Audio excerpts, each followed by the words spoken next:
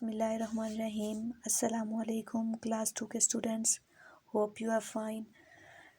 आप सब अपनी उर्दू की बुक खोलें, पेज नंबर है 15। हमने इंसाफ के बारे में पढ़ा था, तो यकीनन उम्मीद करती हूँ आप सबको इसके बारे में पीछे जो हमने पढ़ा है सब कुछ पता होगा।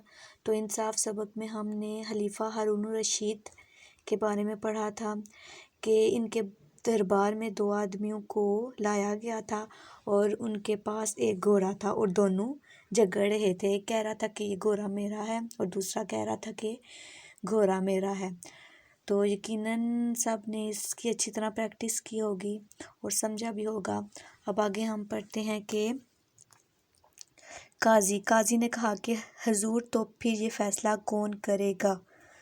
खलीफा ने कहा घोड़ा तो अब फैसला नहीं थका सकता क्योंकि घोड़ा तो बेजुबान था ना। तो फिर काजी ने कहा हजूर, वो कैसे जनाब, घोड़े तो बोलते ही नहीं, बेजुबान हैं। तो इस पर खलीफा मुस्कुराए थे। ठीक है।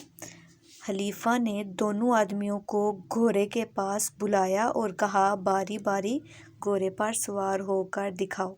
खलीफा ने दोनों आदमियों को घोड़े के पास बुलाया और कहा कि बारी बारी दोनों इस घोड़े पर सवार होकर दिखाओ। फटे पुराने कपड़ों वाला शख्स कहने लगा हुजूर, पहले मैं सवार होऊंगा। फटे पुराने जिसने कपड़े पहने हुए थे उसने कहा जनाब पहले मैं सवार होऊंगा। तो वो शख्स घोड़े पर सवार होने के लिए आगे बढ़ा तो घोड़ा ठटक गया। घोड़ा जो है ठटक गया यानी कि घबरा गया। घोड़ा घबरा कर फौरन से पीछे हट गया था क्योंकि जानवर तो मालिक को पहचानते हैं ना, तो घोड़ा इसलिए घबरा गया और पीछे हो गया। खलीफा ने जलाल में आकर कहा, जलाल कहते हैं गुस्से को। खलीफा ने गुस्से में आकर कहा था कि काजी साहब, ये शख्स झूठा है, इसकी वो जुबान काट दी जाए जिससे इसने बार बार झूठ बोलकर ये दावा किया कि ये घोड़ा मेरा है। इसके वो हाथ काट दिए जाएं जिससे इसने घोड़े की लगाम पकड़ी और वो टांगे काट दी जाएं जिनसे चलकर झूठा दावा लेकर हमारे पास आया। खलीफा ने उससे कहा कि ये शख्स झूठ बोल रहा है क्योंकि ये घोड़ा इसका नहीं है। तो फिर इस पर इसकी सज़ा क्या मुकर्रर की थी कि इसके ज़ुबान हाथ काट दिए जाएं, इसके ज़ुबान भी काट दी जाए जिससे वो झूठ बोल रहा है, और हाथ काट दिए जाएं जिससे उसने घोड़े की लगाम पकड़ी है, और टांगे भी काट दी जाएं जिससे चलकर उसने झूठा दावा किया और हमारे पास लेके आया झूठा दावा। खलीफा का हुक्म सुनते ही फौरन जल्लाद चला आया। अब जल्लाद उसे कहते हैं जो सज़ा देने वाला हो। ठीक है।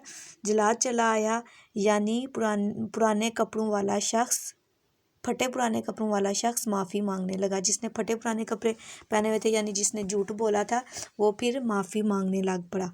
खलीफा ने कहा कि झूठ बहुत बड़ा गुनाह है, इसकी माफ़ी हम तुम्हें नहीं दे सकते। दरबार में बैठे लोग दूसरे शख्स की तरफ देखना शुरू हो गए। वो शख्स आगे बढ़ा, अदब से मुखातिब हुआ, ए मुअज़्ज़ज़ खलीफा। अदब से उसने कहा था कि ए मुअज़्ज़ज़ खलीफा, मैंने उसे माफ़ कर दिया। मेरी इल्तिजा है कि आप भी इस पर शफ़क़त करें। अब जिसका घोड़ा था उसने कहा कि इसे सज़ा ना दी जाए बल्कि इसे माफ़ कर दिया जाए, और मेरी इल्तिजा है कि आप भी इस पर शफ़क़त करें। मैं ना सिर्फ इसे माफ़ी देता हूँ बल्कि ये घोड़ा भी इसे देता हूँ। ये इस पर अमीर लोगों को सवारी करवा कर अपनी रोज़ी कमाए। मेहनत रोज़ी मिलेगी तो झूठ की दौलत नहीं लेगा। यानी मेहनत की उसे रोज़ी मिलेगी तो वो झूठ नहीं बोलेगा। जिस शख्स का घोड़ा था उसने कहा कि मैं इसे माफ़ भी करता हूँ और घोड़ा भी इसे दे देता हूँ ताकि वो इस पर सवार होकर अमीर लोगों को इस पर सवारी कराए और इसकी रोज़ी का ज़रिया बन जाए ये घोड़ा। आगे खलीफा उस शख्स की आजिज़ी से बहुत मुतासिर हुए। खलीफा जिसने इसे घोड़ा दिया था उस शख्स की आजिज़ी से बहुत मुतासिर हुआ और उन्होंने उसे अपनी तरफ से 2 घोड़े 100 अशरफियाँ बतौर इनाम दी। इनाम के तौर पर خلیفہ نے پھر اس شخص کو جس کا گھوڑا تھا اسے 2 گھوڑے دیے اور 100 اشرفیہ بطور انعام، یعنی انعام کے طور پر اسے دی۔ تو اس سبق میں ہم نے یہی پڑھا ہے کہ ہمیں کسی کی حق تلفی نہیں کرنی چاہیے۔ اگر ہمارے پاس کسی کی کوئی چیز ہے تو اسے اپنا حق نہیں سمجھنا چاہیے، اس پر اپنا حق نہیں جتانا چاہیے، سچ بولنا چاہیے، جھوٹ کبھی بھی نہیں بولنا چاہیے۔ تو امید کرتی ہوں کہ آپ نے اس سے بہت کچھ سیکھا ہوگا اور آپ نے اس پر عمل بھی کرنا ہے، اچھی طرح اس کی پریکٹس کرنی ہے۔ یہ آپ لوگوں کے لیے ٹاسک دیا گیا ہے، اچھی طرح ریڈنگ کرنی ہے اور اپنے پیرنٹس کو سنانی ہے اور اچھے سے اس کو سمجھنا بھی ہے۔ اوکے، اللہ حافظ۔